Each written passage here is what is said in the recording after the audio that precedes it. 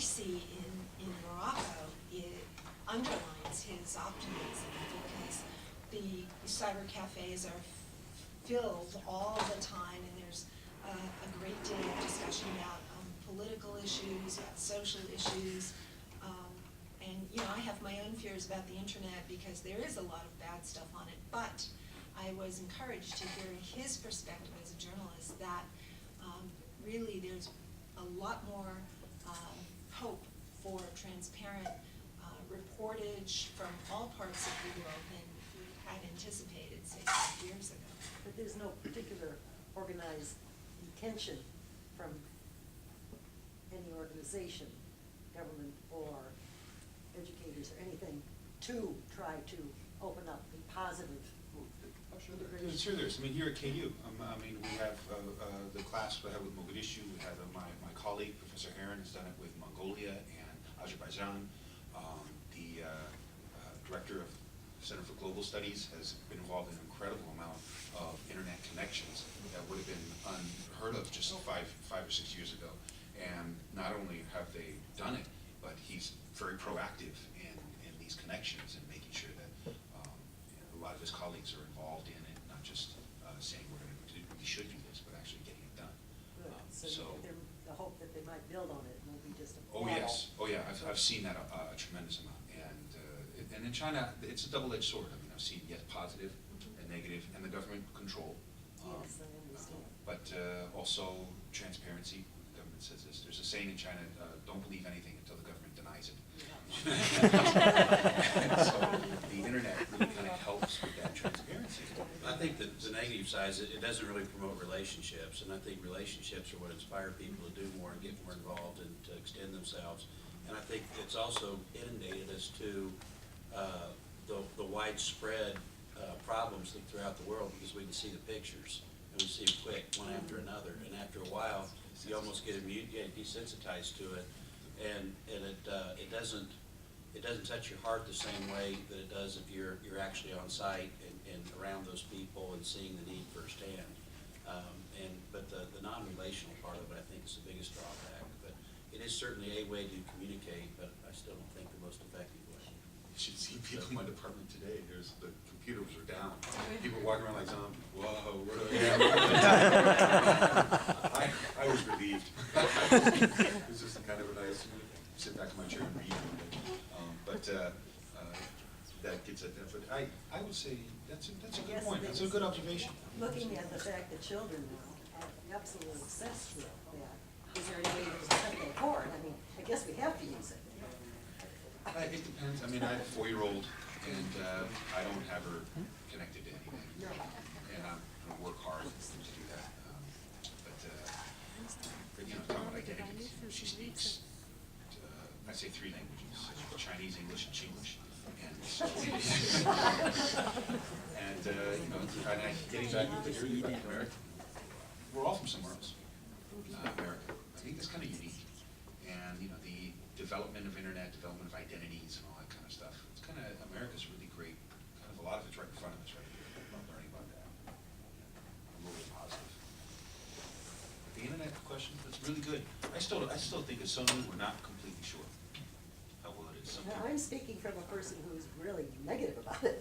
I'm just seeing that the inevitability of some of this cannot be used to a good cause. And I'd like to link your question to the gentleman right behind you and your question, because we never really answered it, and it's probably the hardest one to answer. But one of the things that we don't see in this room and at many of these discussions is where the real power is. And there's a book that came out, I think probably 15 or 20 years ago, called Culture Wars. Did anybody ever read that? It was James Davidson Hunter, I think, wrote it.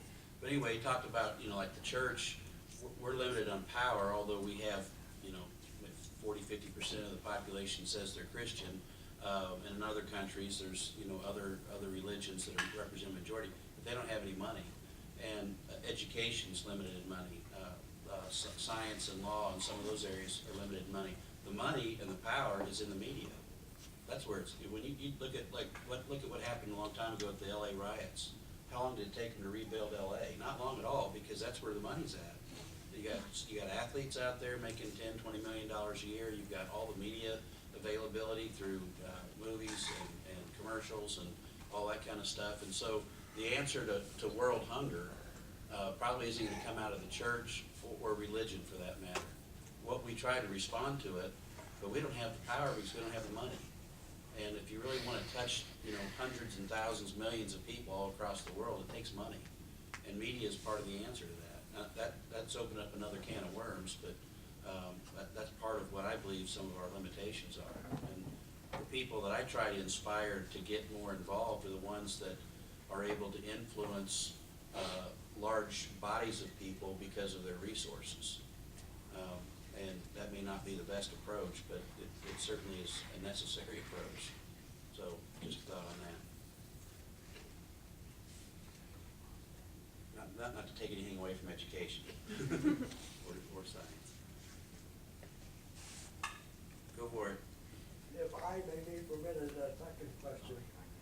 With India as a relative democracy and China as a closed society, which is most likely to prevail in the future of Asia? I vote for India. How about I call Samuel Huntington and ask?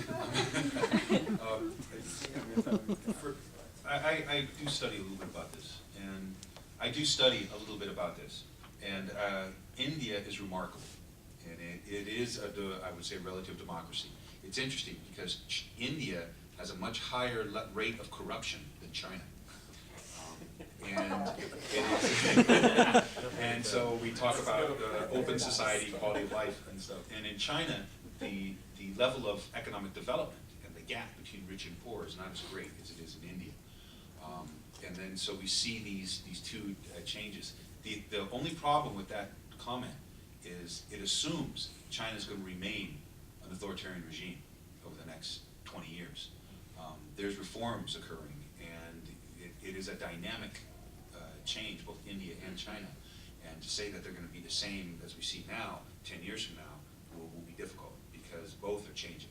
And so I would say that as China develops, there's a tremendous amount of problems, and it's, I think India's... Chinese is tremendous.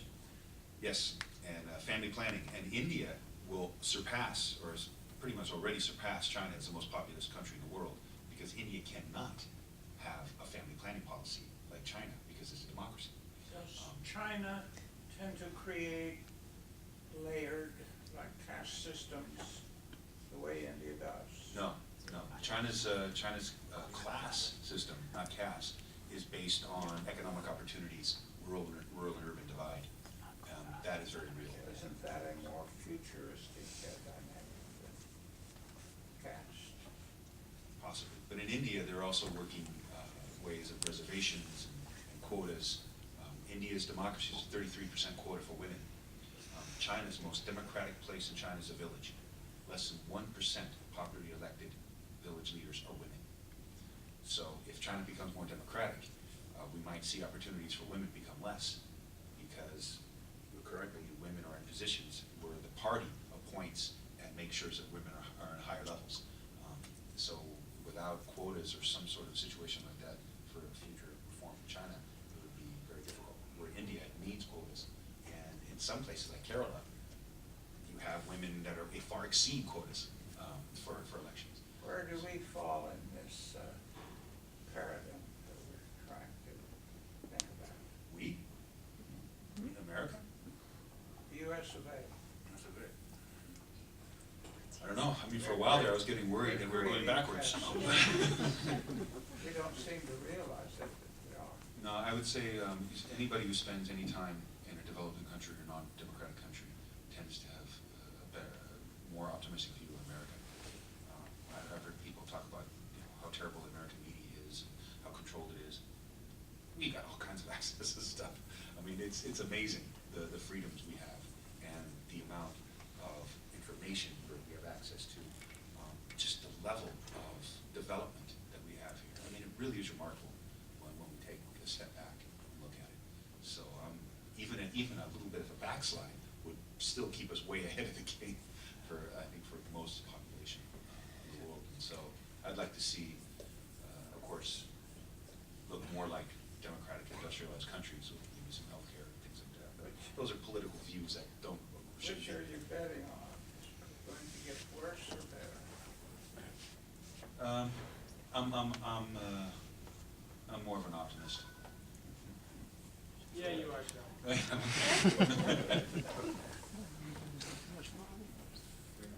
Yeah, please.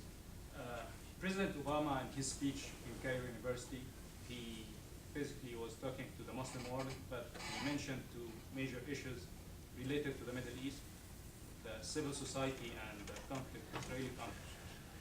How far solving these problems can contribute to the clash or to the dialogue?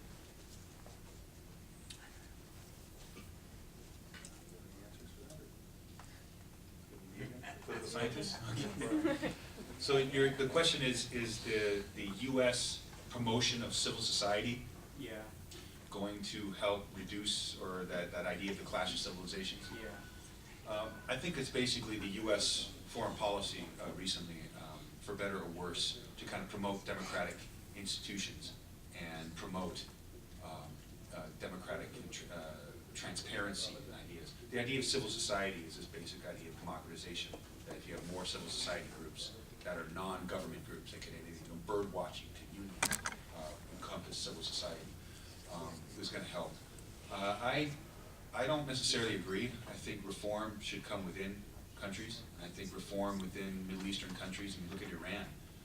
Despite being an axis of evil, it's the most democratic country in the Persian Gulf. I mean, you have open elections in Iraq and open elections in Iran. Except in Iran, you can go to the store without worrying about somebody in your family being hurt or killed, or something like that. So